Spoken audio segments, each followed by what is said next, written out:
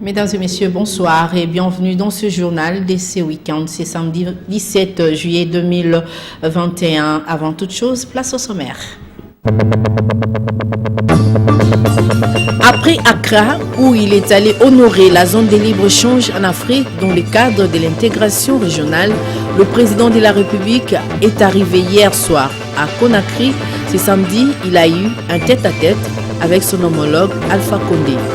L'affaire des 19 policiers roulage poursuivis pour violation des consignes a été prise en délibéré par le tribunal militaire de garnison de Kinshasa-Gombe. Olivier Sefou, recordman des 100 mètres, représentera la République démocratique du Congo aux Jeux olympiques à Tokyo. Découvrez-les au travers de ses portraits.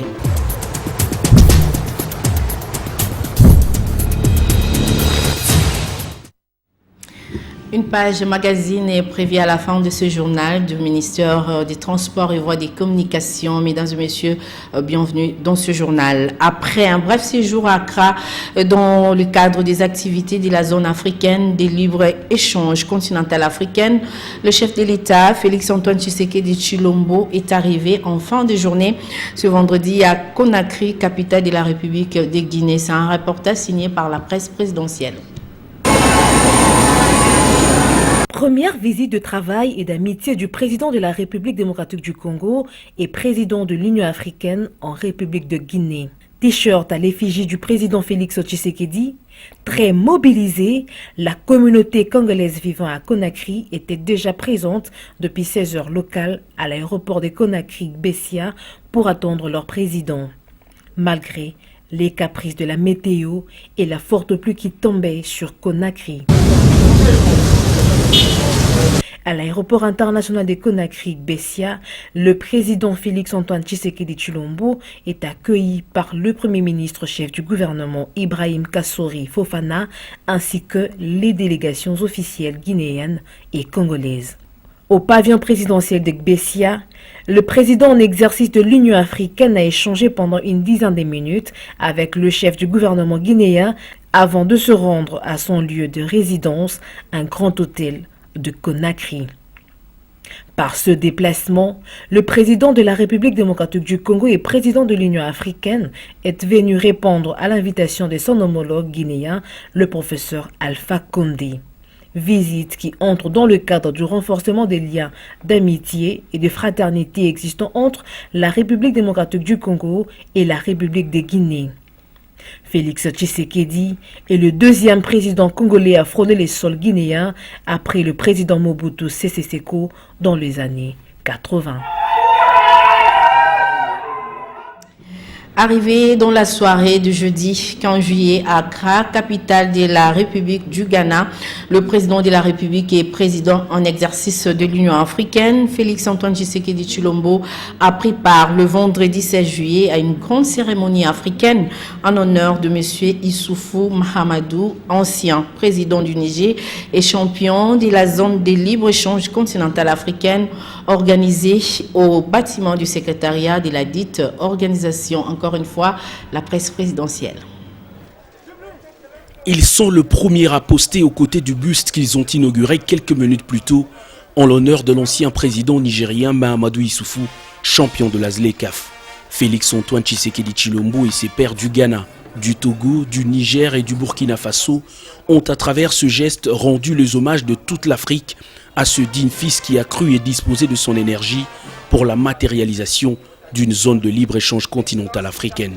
Le dévoilement de ce buste a été précédé d'une première partie consacrée au discours de différentes personnalités sur le vrai sens de ce couronnement.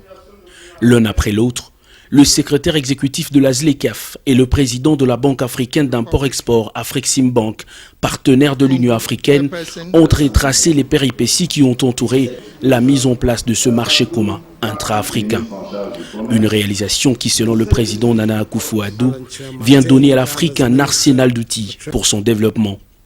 De la signature de l'accord en 2018 au lancement de la phase pilote, des progrès énormes ont été réalisés, a indiqué la vice-présidente de la Commission de l'Union africaine, qui a précisé qu'il y a encore du travail à faire pour cimenter cette commercialisation. Accroître la part de l'Afrique dans l'importation mondiale totale, c'est l'une des assurances de la ZLECAf, considérée par le président de la conférence de chefs d'État et de gouvernement de l'Union africaine comme un accomplissement de la prophétie du docteur Kwame Nkrumah, qui argumentait dans un discours que l'Afrique devrait s'unir et mettre en place une monnaie africaine et une zone de libre-échange continentale. Ce qui semblait hier impossible se matérialise progressivement. L'Afrique se raffermit davantage, resserre ses liens et les États qui la composent entrevoient aujourd'hui plus que jamais leur salut par cette union qui les transcende. C'est ici, au Ghana, 2 années après le lancement, le 7 juillet 2019 à Niamey, de la phase opérationnelle de la zone de libre-échange continentale africaine, ZLECAf en sigle, que nous nous réunissons dans ce bel édifice pour célébrer ce énième symbole de notre unité et de notre volonté commune à faire de ce continent de plus d'1,3 milliard d'âmes un marché profitable à tous, moteur de notre développement commun. Félix-Antoine Tshisekedi Tshilombo a, au nom de tous les fils et filles d'Afrique, salué le travail abattu par Mahamadou Issoufou. Cher président Issoufou, vous l'avez fait. 6 décennies après le docteur Kwame Nkrumah, vous êtes parvenu à conduire cette noble mission vous confiée par vos pairs que nous sommes, de doter le continent d'un organe qui contribue à dynamiser les échanges, à créer de la richesse et des chaînes de valeur sur toute l'étendue de notre continent et enfin à créer de l'emploi. Le président d'exercice de l'Union africaine a également appelé les 15 pays encore à la traîne à ratifier l'accord de la ZLECAf afin de permettre un développement harmonieux de chaînes de valeur de pays africains. Honoré, Mahamadou Issoufou n'a eu que de mots justes pour remercier l'Afrique pour la marque de considération avant d'appeler à son tour à la finalisation de questions techniques pour pérenniser ce acquis. Le projet de la zone de libre-échange continentale africaine est à ce jour le seul instrument ratifié dans un court délai au niveau de l'Union africaine.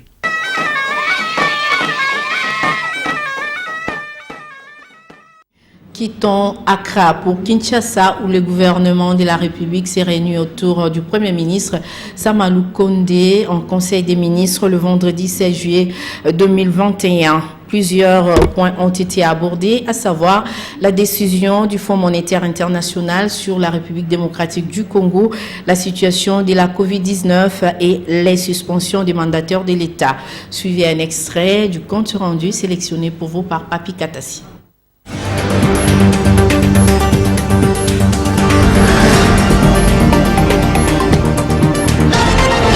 Compte rendu de la 12e réunion du Conseil de ministres. La communication du Premier ministre a porté sur 4 points, à savoir 1. De l'approbation du programme du gouvernement avec le Fonds monétaire international.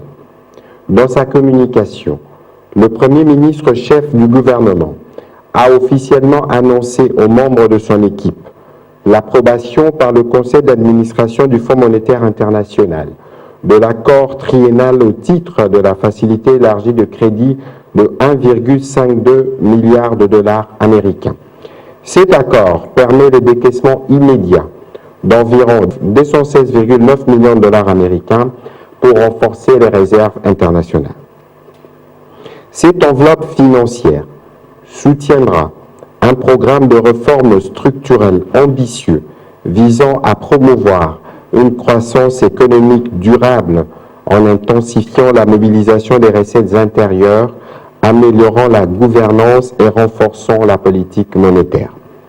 Le chef du gouvernement a tenu à saluer ces résultats qui concrétisent l'engagement et la détermination du président de la République, chef de l'État, à reprendre la coopération structurelle avec les institutions internationales qui redonnent la crédibilité à la République démocratique du Congo. Le retour dans ces programmes formels permettra au pays de mobiliser d'autres financements de partenaires bi- et multilatéraux en faveur de nos projets de développement. Le Premier ministre a aussi félicité les membres du gouvernement qui ont été activement impliqués dans les discussions et négociations qui ont conduit à ces résultats. Le deuxième point de la communication du Premier ministre chef du gouvernement a porté sur la situation de la Covid-19. Le Premier ministre a fait part au Conseil de la baisse progressive et continue des contaminations au coronavirus.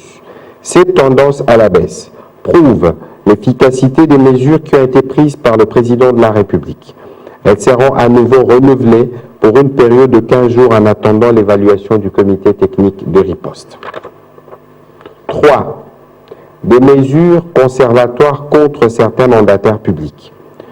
Le Premier ministre chef du gouvernement a aussi informé le Conseil des ministres de la prise de mesures conservatoires contre certains mandataires publics concernés par de graves constats de mauvaise gestion de certaines entreprises et établissements publics établis dans le rapport de l'Inspection générale de finances, conformément aux directives du président de la République données au gouvernement au cours de la 8e réunion du Conseil des ministres qui s'est tenue le 18 juin dernier à Bunia. Parlons justice. Dans ce journal, le procès des policiers, déroulage devant les tribunaux militaires des garnisons de Kinshasa-Gombe. L'affaire a été prise en délibéré le jeudi 15 juillet 2021. Le verdict est attendu dans un délai de 10 jours, conformément à la loi. Les avocats de la défense de prévenus ont plaidé non coupables leurs clients. C'est un détail que nous donne Sylvain Kapombo Bosengele. L'on s'y souviendra des arrestations en cascade des éléments de la police de circulation routière dans les grandes artères de Kinshasa par le commissaire provincial Silvano Kassongo il y a plus ou moins 4 mois passés. Au total, 19 éléments sont poursuivis par l'auditeur militaire, ministère public, pour violation des consignes du fait qu'ils s'étaient livrés dans la pratique dite main tendue, communément appelée à Kinshasa Mbote Alikasu, auprès des usagers de la route. Ils ont été par la suite transférés devant le tribunal militaire des garnisons de Kinshasa-Gombe, lesquels les a jugés pour les faits leur reprochés. Déjà, dans son réquisitoire, l'organe poursuivant avait requis des peines allant de 165 jours à 5 ans de servitude pénale principale à l'égard de certains prévenus et sollicité aussi l'acquittement pour d'autres. La dite affaire a été prise en délibéré par le tribunal militaire des garnisons de Kinshasa-Gombe à son audience de jeudi 15 juillet 2021. Ceci, après avoir reçu la plaidoirie des conseils des prévenus, lesquels ont clamé l'innocence de leurs clients. Pour ces avocats, le tribunal ne pourra qu'acquitter tous les prévenus, faute de preuves matérielles de la part de l'organe de la loi. Vous retirez dans les secrets du délibéré de dire recevable la dite action, parce que vous a régulièrement saisi, mais la déclarer non fondée, la considérer comme une balle emportée par le vent et que l'ange de l'Éternel chasse. Et c'est vous l'ange de l'Éternel. Faute de preuves, faute d'éléments positifs de violation des consignes.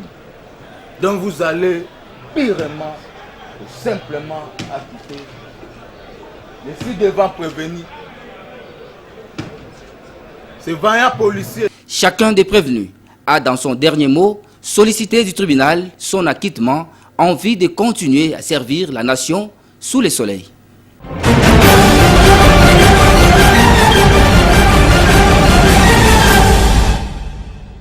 Vous l'avez compris, c'est l'heure du dossier et pour ce samedi 17 juillet 2021, Sylvain Kapombo Bosengele nous présente un dossier consacré spécialement aux audiences dans les juridictions militaires. Suivez.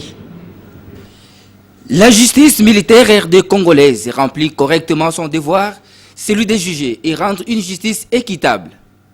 Siégeant en matière répressive au degré d'appel dans l'affaire mettant en cause M. Lungene Izumbu Jean-Marie contre l'auditeur général, ministère public près la haute cour militaire, la haute juridiction militaire a rendu en ce mois de juillet son arrêt avant dire droit. L'édit arrêt a concerné les appels relevés devant elle par les parties. Alors que le ministère public sollicitait de la cour le rejet de l'appel du prévenu, condamné au premier degré par la cour militaire de l'ex-Katanga pour port illégal des grades de colonel et faux et usage de faux, la haute cour militaire a plutôt décidé de connaître la dite affaire quant au fond. Dans une autre chambre, la haute cour militaire qui juge au premier degré les prévenus commissaires divisionnaires adjoints Palanga Nawej Elvis, poursuivi pour homicide involontaire, a pris en délibéré les mémoires uniques de la défense et de la partie civile sur notamment la nullité de la procédure antérieure et la réqualification des faits. Ceci après la réplique du ministère public et la contre-réplique des parties. L'arrêt avant dire droit est donc attendu le 22 juillet 2021. Du côté de la cour militaire de Kinshasa-Matete, la requête des mises en liberté provisoire introduite par le conseil de la prévenue, commissaire supérieur adjoint Karine Lokeso Koso, a été rejetée. Cet officier supérieur de la police nationale congolaise, poursuivi avec le brigadier en chef Tokis Kumbu Gérard pour le meurtre de Rosimu Kendi Chimanga et violation des consignes, doit rester en détention jusqu'au prononcé de l'arrêt définitif. Ainsi, on avait décidé la cour militaire de Kinshasa-Matete dans son arrêt avant dire droit, rendu en date du 8 juillet 2021. Et le tribunal militaire de garnison de Kinshasa-Gombe, qui juge les policiers des roulages, arrêtés par le commissaire provincial Silvano Kasongo pour avoir excellé dans la mauvaise pratique des mains tendues auprès des usagers de la route, a pris en délibéré la dite affaire le jeudi 15 juillet 2021. Il a promis de rendre son verdict dans les délais de 10 jours tel que prévu par la loi. Le ministère public, organe poursuivant, avait requis la peine allant de 165 jours à 5 ans de servitude pénale principale à l'encontre de quelques prévenus et sollicité l'acquittement pour les autres. La défense, elle, a plaidé non coupable ses clients.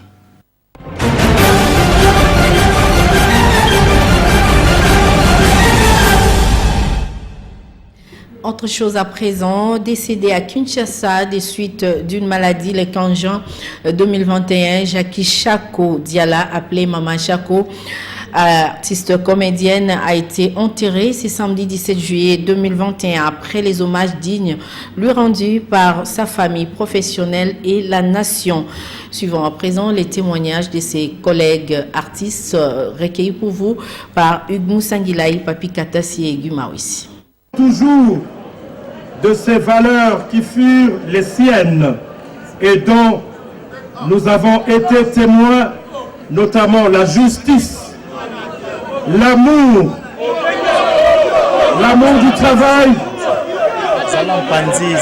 l'amour du travail bien fait, la solidarité familiale, la détermination, le dévouement, l'abnégation. Je suis venu honorer la mémoire de Maman Chako. Vous devez savoir qu'avant d'être député national, je suis aussi un opérateur culturel. Je suis le coordonnateur du festival Toseka et il était important pour moi de venir honorer la mémoire de cette grande femme de culture qui a bien sûr fait plaisir à toutes nos familles. Donc je suis bien sûr venu célébrer la mémoire de Maman Chako. Maman Chako a été, moi je l'appelle ma deuxième mère. Elle est ma deuxième maman parce que moi je suis née, j'ai grandi, j'ai trouvé Maman Chako. Elle était déjà là dans la famille. Donc là je ne parle pas de la famille artistique, mais je parle de la famille, vraiment de la famille biologique presque. Parce que Maman Chako venait à la maison, Maman Chako, j'ai eu à jouer plusieurs fois avec Maman Chako. Maman Chako était une personne très disciplinée dans son travail parce que quand j'ai grandi, moi aussi j'ai commencé à faire mes films. J'invitais Maman Chako, elle était ponctuelle, elle n'était pas aussi pressée comme nos comédiens d'aujourd'hui. Donc elle était vraiment impliquée dans son travail. Et pour ce qui est de l'affection, j'avais vraiment de l'affection pour elle. C'était vraiment une mère, c'était une maman. Que son âme repose en paix. En sport, la Fédération d'athlétisme du Congo, FEACO, sera présente aux Jeux olympiques de Tokyo 2020 avec un seul athlète, Olivier Sefou Mwimba. Découvrons à présent le portrait qu'Enda Ilambouechi a brossé pour lui. Olivier Sefou Mwimba aura la lourde tâche de représenter la République démocratique du Congo aux Jeux olympiques de Tokyo 2020. Né à Kinshasa le 6 novembre 1994, il est le fruit de l'union entre Jean-Pierre Kassinga et Aninga Lula. L'actuelle étoile des 100 mètres de la discipline mère en RDC, il nous retrace sa petite histoire avec l'athlétisme. J'ai évolué en Afrique du Sud dans un club qui s'appelle University of Tshwane, Pretoria, c'est à Pretoria. J'ai commencé là-bas depuis 2016 avec un chrono de 11,26. Et aujourd'hui, cette année, en mars, 6 mars, j'ai pu courir le record national de la RDC, 10,28. Os Mwimba est prêt à défendre la RDC à ces Olympiades à l'Empire du Soleil Levant. Je suis très prêt. Bon, là, je suis dans une bonne environnement avec le coach, avec tout le monde. Et bon, on travaille très bien. Moi, personnellement, c'est pour battre mon record, le record congolais. Et bon, ça, c'est d'abord ma première. C'est mon premier devoir et le reste, je laisse dans les mains de Dieu. Il explique le choix de la RDC au détriment de l'Afrique du Sud. C'était au conseil de mon club. Ils ont vu que la RDC, en temps de 100 mètres, il n'y avait pas vraiment des athlètes qui pouvaient tenir pour le pays. Et ils m'ont dit que bon, l'Afrique du Sud en a déjà en trop. Et ça va être un peu plus difficile. Et puis de moi-même, bon, en tant que Congolais, j'ai cette fierté-là. Donc j'ai vraiment envie d'élever mon pays, surtout dans le domaine de 100 mètres. Parce que c'est un événement que j'aime beaucoup et je voudrais vraiment distinguer, que mon pays distingue dans ce domaine-là. Oui. Olivier Sefou Mwimba est recordman de la RDC en 100 mètres avec un temps de 10 minutes 28 secondes. Les différentes séances d'entraînement avec le coach Hugues Mafo et ses collègues se déroulent dans les bonnes conditions. Il a les ambitions claires pour sa participation au JO. Bon, pour les Jeux Olympiques, j'ai comme objectif pour un commencement, c'est de bien placer et bien se défendre. Je veux faire de mon mieux. Je veux faire de mon mieux pour bien me défendre. C'est ça. Les membres du comité de la Fédération d'athlétisme du Congo que dirige Bienvenue Matinda Kibangala sont là, témoins de la préparation de leur athlète chéri. L'objectif est plus de passer en demi-finale. Donc il y a 3 étapes qu'on doit pas, les éliminatoires, deuxième tour et demi-finale. Et la finale sera plus calculée par rapport à la performance qu'il va donner. Donc jusque-là, nous sommes dans le bon. En tant que nouveau recordman national avec 10,28, donc on essaie un peu de faire mieux pour arriver à 10,10. Déjà, ça nous calcule les dates, soit en demi-finale, soit en finale. Nous allons continuer à vous soutenir pendant et après. Et pendant la compétition, nous serons avec vous et surtout nous sommes de cœur avec vous.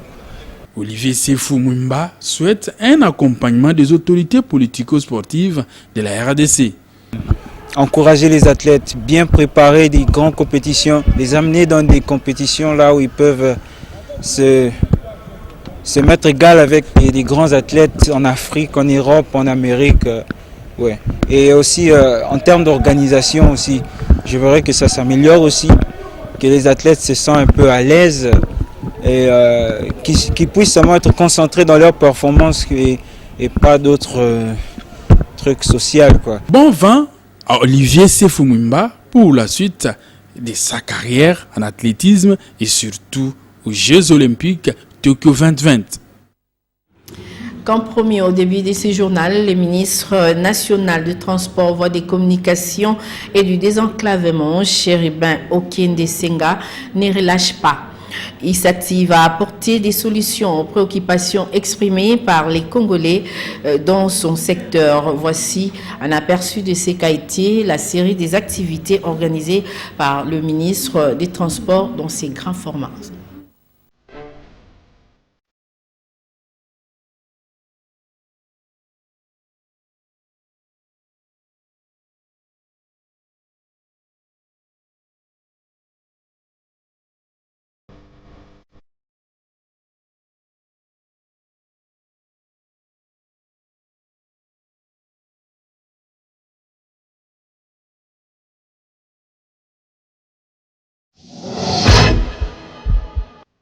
C'est par la Société commerciale des transports et ports SCTP que le ministre des Transports, Voies des Communications et des Désenclavements a commencé sa semaine de travail.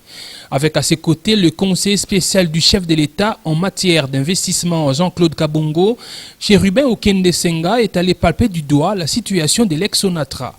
Le chef de l'État y accorde beaucoup d'attention. Le Premier ministre m'a donné des orientations précises. Voilà, aujourd'hui je suis en train de faire la visite de terrain avant de lancer certains projets très ambitieux que nous avons au niveau du gouvernement en ce qui concerne particulièrement la société commerciale des transports et des ports.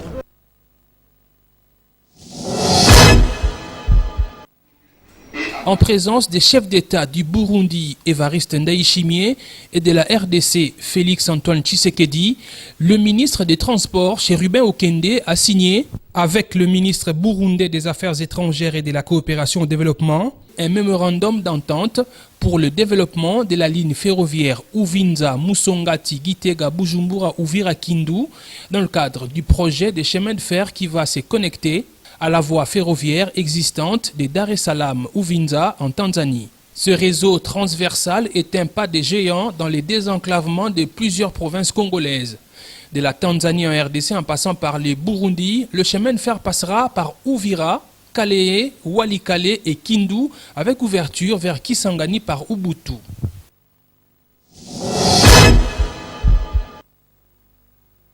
En exécution de l'arrêté du ministre des Transports portant suspension du directeur général de l'OGFREM, Patient Saïba, pour des fautes graves, Olivier Mandila Moutala, désigné par Chérubin Okende pour assurer l'intérim à la direction générale, a été installé par le secrétaire général au transport dans une cérémonie de remise reprise.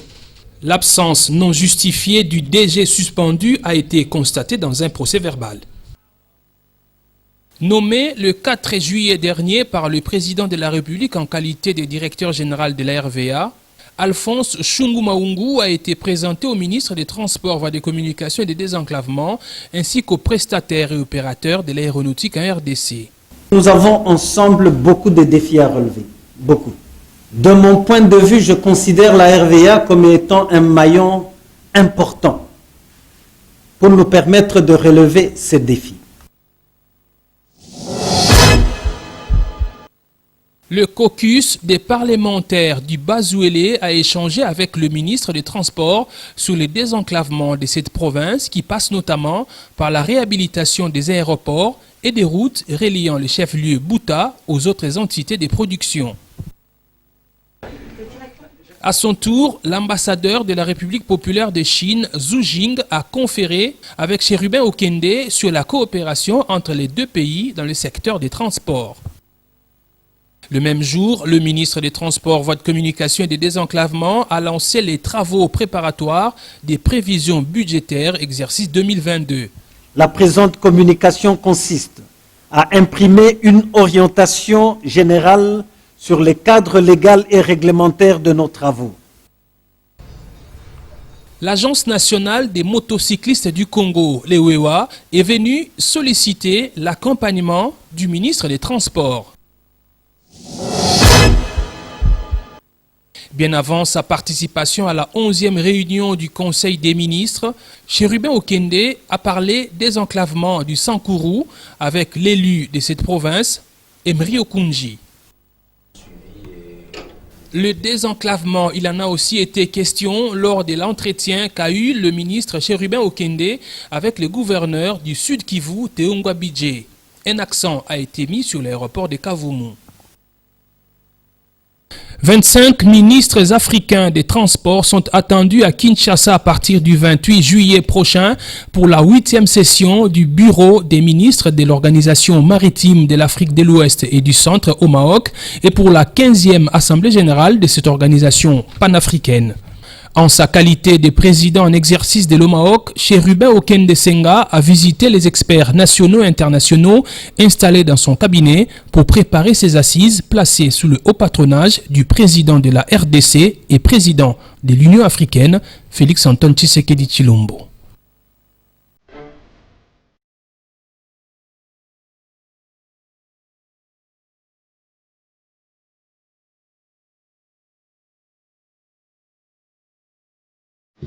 Cette page magazine vient clôturer ce journal, mais avant de boucler complètement, rappel des titres.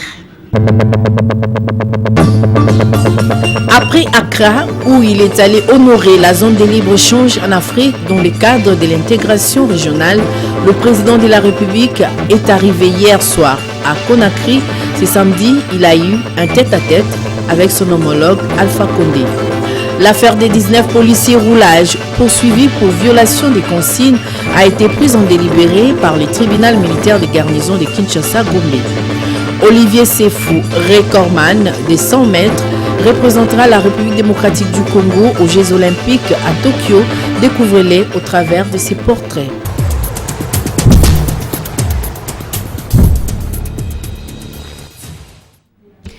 C'en est fini pour ce soir. Mesdames et messieurs, merci de nous avoir suivis. Le prochain rendez-vous pour les informations demain 19h. Papi Katassi sera là. Quant à moi, je vous retrouve demain à 10h pour le compte de l'initiative et développement. D'ici là, portez-vous bien et au revoir.